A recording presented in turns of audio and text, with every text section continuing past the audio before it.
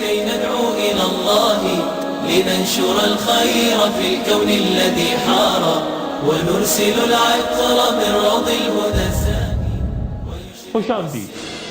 دریا فرات مشرق وسطی کا ایک طویل ترین دریا جو ترکی، شام اور عراق سے بہتا پھر دریائے دجلہ کے ساتھ شط العرب میں مل کر خلیج عرب میں جا گرتا ہے. ظہور امام مہدی کی ایک علامت یہ بھی بیان ہوتی ہے کہ دریائے فرات اپنا رخ بدل لے گا، اس میں سے سونے کا ایک پہاڑ طلوع ہوگا. لوگ اس کی خاطر لڑیں گے اور بڑی تعداد میں قتل ہو جائیں گے. رسول اللہ صلی اللہ علیہ وآلہ وسلم فرماتے ہیں کہ جو کوئی بھی اس موقع میں موجود ہوگا وہ اس مال کو لینے سے محتاط ہوگا کیونکہ وہ فتنے میں مبتلا ہو جائے گا.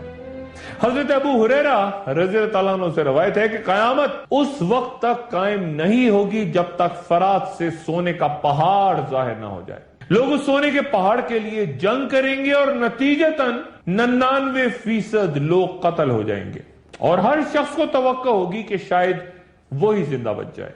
دریا فرات کے بارے میں بے شمار احادیث موجود ہیں اور کئی اکابرین کے نزدیک یہاں تعمیر ہوتے لاتعداد بند یا ڈیمز دریا کے بہاؤ کو روکنے کی وجہ بنتے ہیں، جس کے باعث ارد گرد اتنی خوشحالی آ چکی ہے کہ اسے سونے کے پہاڑ سے تشبیہ دی جا سکتی ہے. لیکن عیسائیوں کا عقیدہ یہ ہے کہ آخر الزمان سے پہلے یہ دریا یعنی دریائے فرات مکمل طور پہ خشک ہو جائے گا.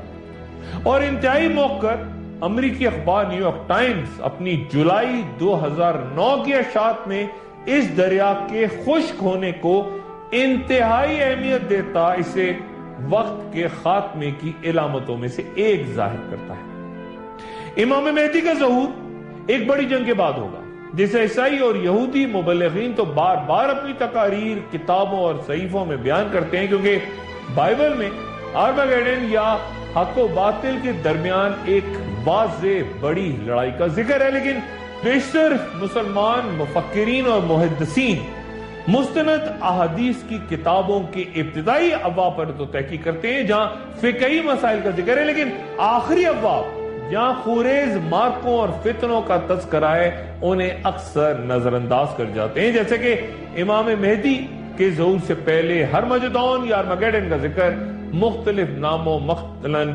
المعلمۃ العظمیٰ یا المعلمۃ الکبریٰ کے نام سے. ہرمجدون یا ارمگیڈن کا ذکر چونکہ انجیل سمیت دیگر صحیفوں میں کثرت سے ہے اس لیے تصور کیا جاتا ہے کہ یہ ایک ہی مارکے کا ذکر ہے. اسے مسلمان اور یہود و نصارہ الگ الگ انداز میں بیان کرتے ہیں. ہرمجدون عبرانی زبان کا لفظ ہے. عبرانی میں ہر کا مفہوم ہے پہاڑ اور مجدون فلسطین کی ایک وادی کا نام ہے جہاں اب کوئی پہاڑ نہیں.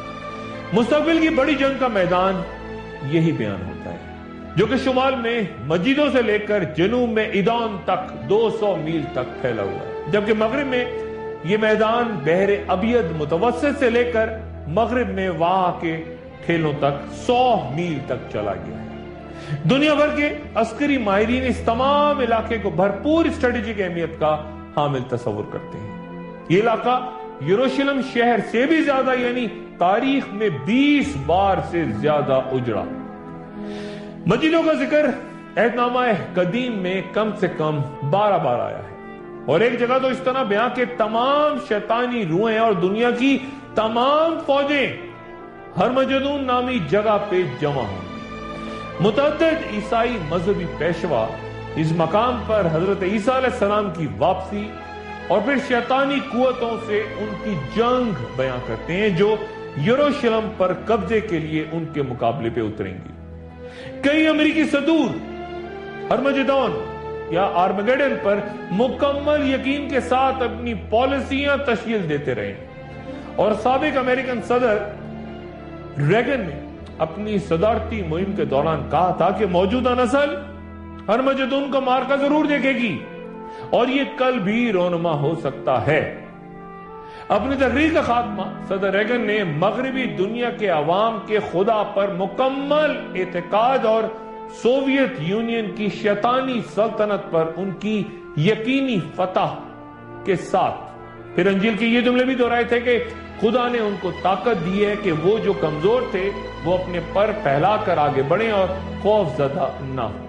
The prophecies down through the years, the biblical prophecies of what would portend the coming of Armageddon and so forth, and the fact that a number of theologians for the last decade or more have believed that this was true, that the prophecies are coming together that portend that. But no one knows whether Armageddon, those prophecies mean that Armageddon is 1,000 years away or day after tomorrow. صدر Reagan کے اس خطاب کے بعد Soviet union نے اپنی ایٹمی تنصیبات کو high alert کر دیا تھا اور انتہائی خطرناک عالمی بحران پیدا ہو گیا تھا کہ ایک معمولی سے حملے کے شک کی خبر پر بھی سوویت یونین اپنی بھرپور فوجی صلاحیت کے ساتھ امریکہ پر حملے کے لیے تیار ہو گیا تھا. یہودیوں کا ارمجدون کے بارے میں نظریہ بالکل مختلف ہے. وہ کہتے ہیں کہ جب دنیا بھر سے یہودی آ کے اسرائیل میں آباد ہو جائیں گے تو تمام دنیا مل کے یہودیوں سے لڑے گی اور نعوذ باللہ اس مارکے میں خدا یہودیوں کے ساتھ لڑے گا اسرائیل کی طرف سے. تمام قوموں کو بدترین شکست ہوگی اور تمام مذاہب ایک دوسرے میں ضم ہو جائیں گے اور اس کے بعد بیت المقدس میں ایک مشترکہ عبادت گاہ ہوگی. تمام حق کی قوتیں جب یہودیوں کے پرچم تلے یکجا ہو جائیں گی تو اسرائیلیات کے مطابق دجال کا ظہور ہوگا. جہاں اہل سنت کا عقیدہ ہے کہ امام مہدی پیدا ہوں گے اور ان کی آمد سے پہلے عام ترین نشانیاں، علامات اور جنگیں ہمارے سامنے آئیں گی، وہیں اہل تشیع کے مطابق حضرت امام مہدی پیدا ہو چکے ہیں. وہ 12ویں امام ہیں لیکن امام غائب ہیں، امام المنتظر ہیں اور ان کا انتظار ہو رہا ہے. اہل تشیع کے مطابق بنی عباس کے خلفاء کو علم تھا کہ امام حسن عسکری 11ویں امام ہیں اور ان کے صاحبزادے 12ویں امام ہیں. اس لیے حکمرانوں کی خواہش تھی کہ امام حسن عسکری کی شہادت کے بعد نئے امام اپنی ذمہ داریاں نہ سنبھال سکیں. چنانچہ امام حسن عسکری کی شہادت سے پہلے وہ صرف 5 سال بہت ہی خفیہ انداز میں اپنے والد کے زیر نگرانی پرورش پا سکے اور اس دوران بہت کم لوگوں نے آپ کو دیکھا. لیکن پھر بھی امام حسن عسکری کے جنازے کو کھلے میدان جب رکھا گیا نماز جنازہ کے لیے تب امام مہدی کی امامت کا تقاضا تھا کہ وہ خود کو ظاہر کریں. چنانچہ انہوں نے اپنے والد کی نماز جنازہ میں شرکت کی اور پھر چونکہ دشمن ان کی کھوج میں تھے اس لیے پہلے وہ اپنے گھر گئے اور وہاں سے ایک نامعلوم مقام کی طرف روانہ ہو گئے جہاں ان کا رابطہ 70 سال تک صرف مخصوص لوگوں سے رہا جو کہ آپ کے نائبین خاص تھے. یہ نائبین لوگوں کے مسائل امام کی خدمت میں پیش کرتے اور جواب پھر عام لوگوں تک پہنچا دیتے. یہ 70 سالہ دور غیبت صغرا کہلاتا ہے لیکن آخری نائب کی وفات کے بعد آپ کا رابطہ عام لوگوں سے ختم ہو گیا اور پھر ایک طویل عرصہ غیبت کبریٰ کا. گویا اہل تشیع کے مطابق 12ویں امام زندہ ہیں لیکن غائب ہیں، پردے میں ہیں، نگاہوں سے اوجھل. آپ کا نام امام محمد اور القاب مہدی مولود، ولی النصر، صاحب الزماں اور کنیت ابو القاسم اور ابو عبداللہ. بیشتر شیعہ علماء ان کی تاریخ پیدائش 15 شعبان 255 ہجری بیان کرتے ہیں سامرا شہر اور امام حسن عسکری کی 260 ہجری میں شہادت کے بعد غیبت صغرا میں 70 سال یعنی 330 ہجری تک رہنے کے بعد آج تک غیبت کبریٰ میں امام منتظر ہیں یعنی آپ کے ظہور کا انتظار ہو رہا ہے. اہل تشیع کے نظریات کے بالکل برعکس سنی علماء امام مہدی کو مجدد کا درجہ دیتے ہیں جو کہ ہر 100 سال یا اس سے کم یا کچھ زیادہ عرصے میں اگر دینی تعلیمات میں کوئی غبار یا بدعت آ جائے تو تشریف لاتے ہیں. اکثر مجددین نے صرف علمی خدمات سر انجام دی. مثلا جب یونانی فلسفے کا غلبہ ہوا تو اسے ختم کر دیا، دنیا پرستی غالب ہونے لگی تو شیخ عبد القادر جیلانی رحمۃ اللہ علیہ نے اللہ کا رستہ دکھایا اور جب تصوف کا رستہ بہت غلط سمت چلا گیا تو حضرت مجدد الثانی رحمۃ اللہ علیہ تشریف لائے. لیکن امام مہدی سنیوں کے نزدیک مجدد کامل ہوں گے. وہ صرف علمی اصلاح نہیں بلکہ اللہ کے دین کو بالکل اس طرح دوبارہ قائم فرمائیں گے جس طرح رسول اللہ صلی اللہ علیہ وآلہ وسلم نے اپنی حیات طیبہ میں کیا تھا۔ اس بات کا تعین انتہائی دشوار کہ امام مہدی کا ظہور کب اور کس جانب سے ہوگا۔ حافظ ابن کثیر الفتح الملاحم میں کہتے ہیں کہ وہ مشرق سے ظاہر ہوں گے، جبکہ امام قرطبی اپنی تصنیف تذکرۃ القرطبی میں فرماتے ہیں کہ ان کا خروج مغرب سے ہوگا۔ مسند احمد اور ابو داؤد میں حضرت ام سلمہ رضی اللہ عنہ سے روایت ہے کہ ایک عرب بادشاہ کی موت کے بعد قوم اختلاف کا شکار ہو جائے گی۔ ایک شخص بھاگ کر مدینہ سے مکہ چلا جائے گا تو مکے سے کچھ لوگ آئیں گے جو اسے زبردستی باہر نکال کر رکن یمانی اور مقام ابراہیم کے درمیان اس کے ہاتھ پر بیعت کریں گے۔ مسلم حضرت ام سلمہ رضی اللہ تعالیٰ عنہ سے مزید روایت فرماتے ہیں کہ پناہ لینے والا بیت اللہ کی پناہ لے گا، ایک لشکر اس کی جانب بھیجا جائے گا جو کہ رستے میں ہی دھنس جائے گا، یعنی امام مہدی کعبہ شریف میں طواف کر رہے ہوں گے کہ لوگ ان کو پہچان کر ان کے ہاتھ پر بیعت کریں گے، لیکن پھر ان سے لڑنے والے مسلمانوں کا ہی ایک لشکر مکے کا رخ کرے گا، لیکن مدینہ سے کچھ فاصلے پہ وہ لشکر زمین میں دھنس جائے گا۔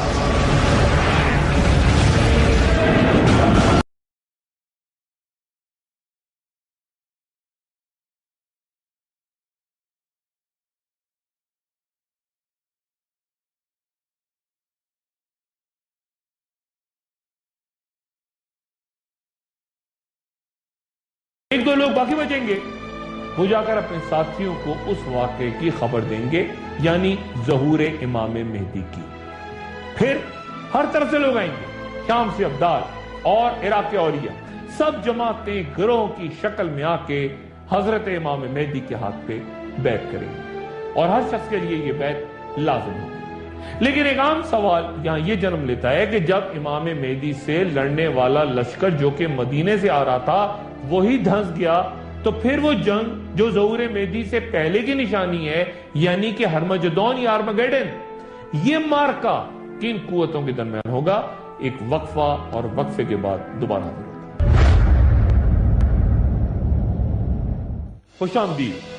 حضرت عیسیٰ علیہ السلام کے امام مہدی کے پیچھے نماز پڑھنے سے یہ مفہوم لینا غلط ہے کہ امام مہدی حضرت عیسیٰ علیہ السلام سے افضل ہے، کیونکہ رسول اللہ صلی اللہ علیہ وآلہ وسلم نے بھی دیگر صحابہ کرام کے پیچھے متعدد بار نماز ادا کی۔ مقصد غالباً صرف یہ بیان کرنا ہوگا، دکھانا ہوگا ساری دنیا کو، تاریخ کو، کہ وہ حضرت عیسیٰ علیہ السلام امت محمد رسول اللہ صلی اللہ علیہ وآلہ وسلم کے ایک فرد کے پیچھے نماز پڑھیں گے، تاکہ ظاہر یہ ہو کہ وہ بھی رسول اللہ صلی اللہ علیہ وآلہ وسلم کے تابع ہو کے نازل ہوئے اور شریعت محمدی صلی اللہ علیہ وآلہ وسلم کے مطابق حکم ادا کرتے ہیں۔ پھر امام مہدی بھی حضرت عیسیٰ علیہ السلام کے پیچھے نماز پڑھے گا۔ حضرت ابو ہریرہ رضی اللہ تعالیٰ عنہ سے روایت ہے کہ رسول اللہ صلی اللہ علیہ وآلہ وسلم نے فرمایا کہ وہ وقت ضرور آئے گا جب تم میں عیسیٰ ابن مریم حاکم و عادل بن کے تشریف لائیں گے، وہ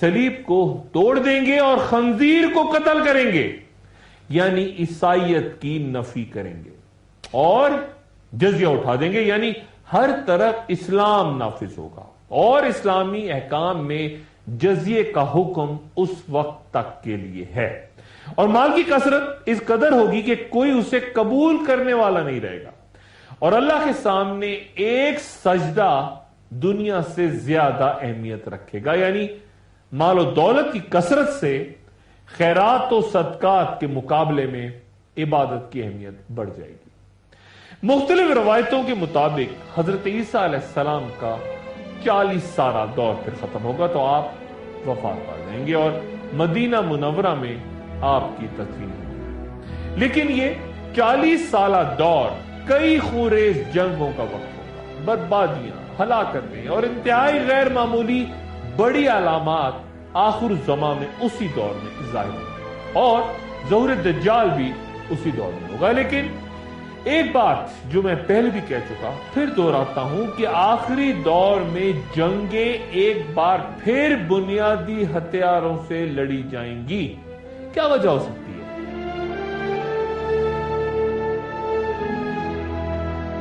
آج جب انسان سائنس کی آخری حدوں کو چھونے کی کوشش کر رہا ہے، خلاؤں سے آگے جا کر سمندر کی تہوں تک کے لیے ہر روز اسلحے کے ہزاروں کارخانوں میں لڑاکا طیارے، آبدوزیں، ڈرونز، ٹینکس، رائفلز، میزائلز، خدا جانے کتنی ہی قسم کا ہتھیار بنا رہا ہے، اور دنیا اب ایک بڑا اسلحہ خانہ بن چکی ہے، تو پھر قرب قیامت سے پہلے آخر انسان بڑی آخری جنگوں میں ان ہتھیاروں کے استعمال سے کیوں محروم ہو جائے گا؟ کیا کوئی بڑا واقعہ ایسا منظر تخلیق کر سکتا ہے کہ لوگ اسلحہ استعمال کرنے کی صلاحیت سے ہی محروم ہو جائیں؟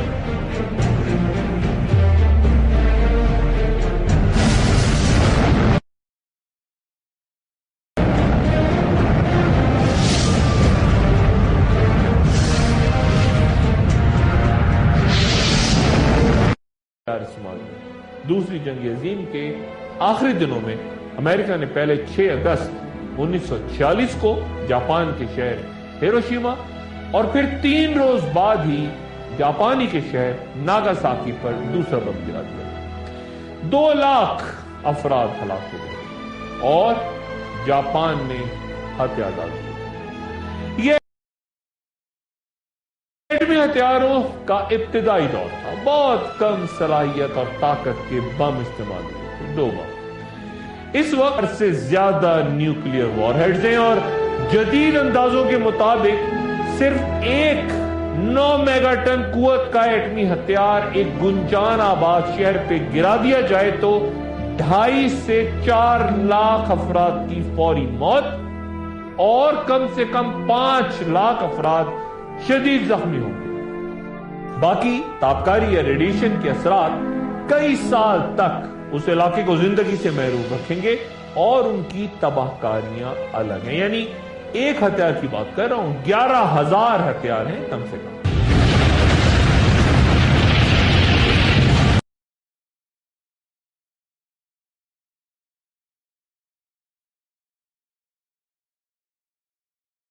اور کیا تبھی وہ نصیحت کی گئی کہ آخر زمان میں بڑے شہروں اور بستیوں سے دور ویرانوں میں تنہائی میں چلے جاؤ، کوئی جنگل پہاڑ زیادہ محفوظ ہوگا؟ حضرت ابو ہریرہ رضی اللہ تعالیٰ عنہ سے روایت ہے کہ رسول اللہ صلی اللہ علیہ وآلہ وسلم نے فرمایا کہ فتنہ آئے گا جس میں سونے والا جاگنے والے سے بہتر اور جاگنے والا کھڑے ہونے والے سے بہتر ہوگا اور کھڑا ہونے والا دوڑنے والے سے بہتر ہوگا، یعنی اس وقت جو شخص بھی پناہ کا کوئی ٹھکانہ پائے وہاں جا کے پناہ حاصل کر لے۔ یہ محض ایک اندازہ ہے کہ آخری جنگوں سے پہلے ایک بڑی نیوکلیئر جنگ، ایٹمی جنگ انسانوں کو تاریخ کے ابتدائی دور کی طرف دھکیل چکی ہوگی۔ یاجوج و ماجوج، دجال، آرمیگیڈن، یہ سب اس کے بعد یا اس کے درمیان کہیں واقعات رونما ہوگا۔ موجودہ دنیا کا منظرنامہ اور ان پہ سائنس کیا کہتی ہے، وہ سب کچھ جو میں تیزی سے اگلے ادوار کی طرف لے کے جا رہا ہے۔ گفتگو کا سلسلہ جاری رہے گا۔ اپنے دوستوں رشتہ داروں گرد و نواح کے لوگوں کا سب خیال رکھیے گا۔ اللہ حافظ۔